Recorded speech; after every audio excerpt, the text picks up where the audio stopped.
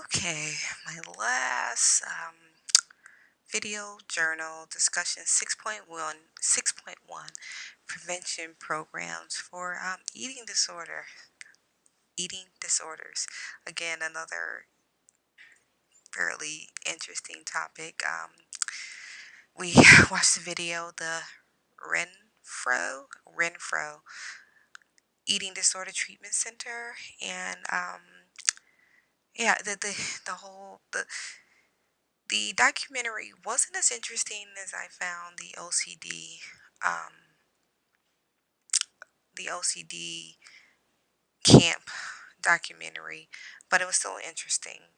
It was still interesting. I like that the staff and the clients did a lot of confrontation, a lot of making each other accountable for their actions. Um, I also like that they, did focus on some of the strengths too of each other, tell them what they did good, So working from that type of approach to both challenge them, but also commend them on the things that they are doing well.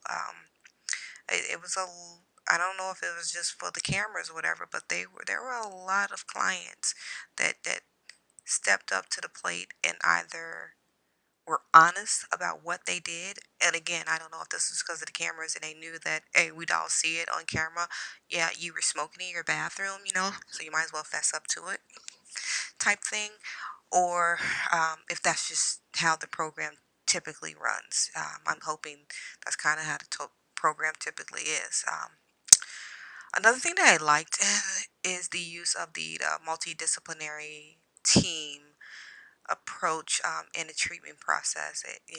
Getting all the stakeholders involved is very important during the treatment. So, especially when there is such a huge health aspect of the condition. So, I like that also in the video.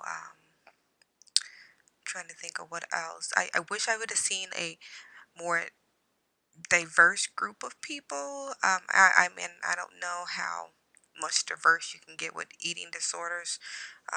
Unlike, like I said, with the OCD video, there was a wide range of OCD behaviors that were represented in the video, but with this eating disorder video, not as much. They all seem to be pretty much the same person, just over and over and over again, and the um, same ethnicity, kind of thing, all pretty much looking the same type thing. So not a lot of diversity in the group of people. So sometimes I even got confused with who I was looking at. I thought I was looking at one person, and it was like, oh wait, no, that's the other person, but they kind of looked alike type thing. So that was. Oh, and there was no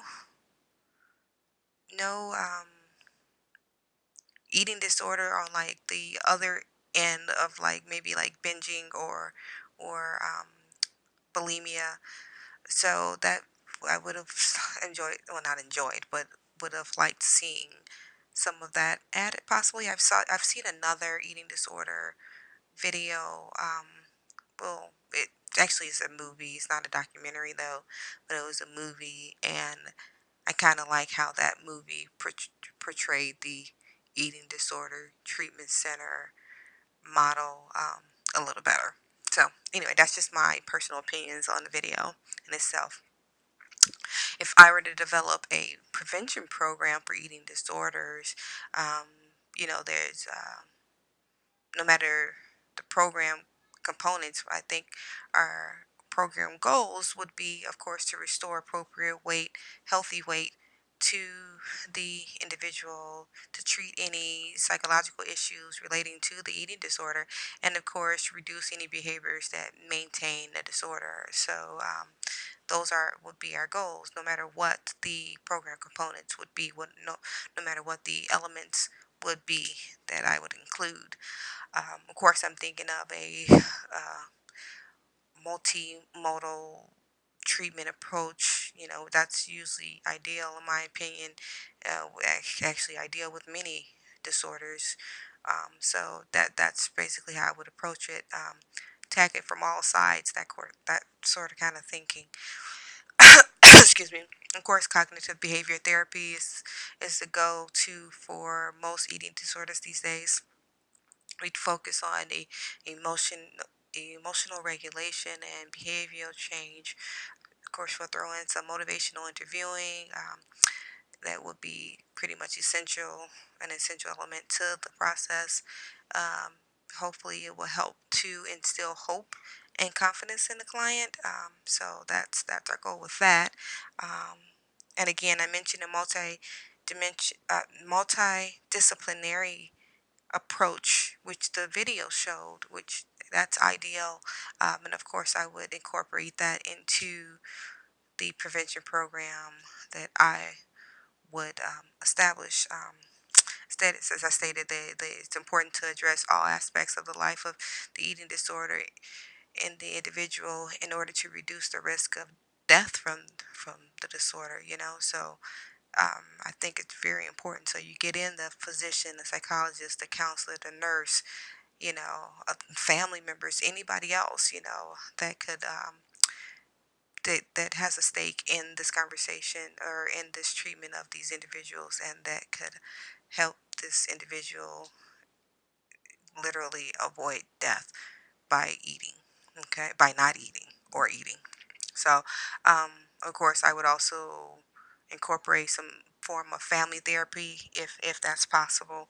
To me, that's a must because that most times with the eating disorder, there's somebody in the family that's an enabler, you know, that's helping them do the things that they do in some kind of way, shape, or form.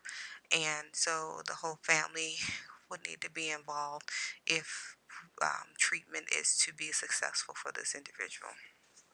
So those are sort of the techniques and strategies I think would be most effective. Um, when it comes to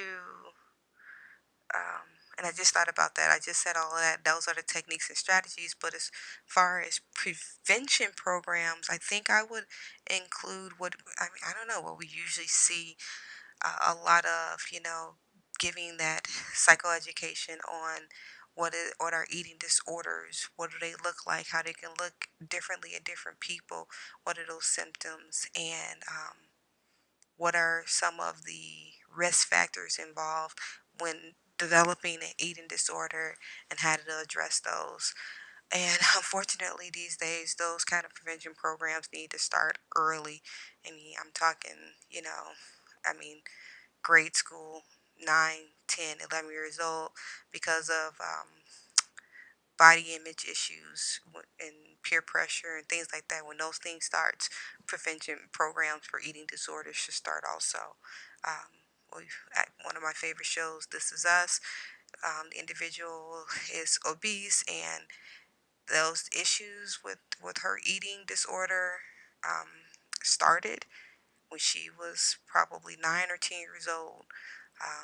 So with a parent telling her that she need, she was going to get fat and things like that. So then she started restricting her eating, and then she was binging and purging and so forth and so on. So anyway, so yeah, so it's important to start those things is when we start conversations with our kids about development in general, sexual development, hormone changes, body changes, things like that.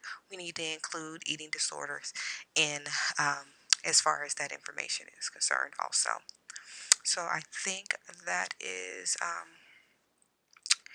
my the end of my video discussion 6.1 prevention programs for eating disorders. Thank you. Bye bye now.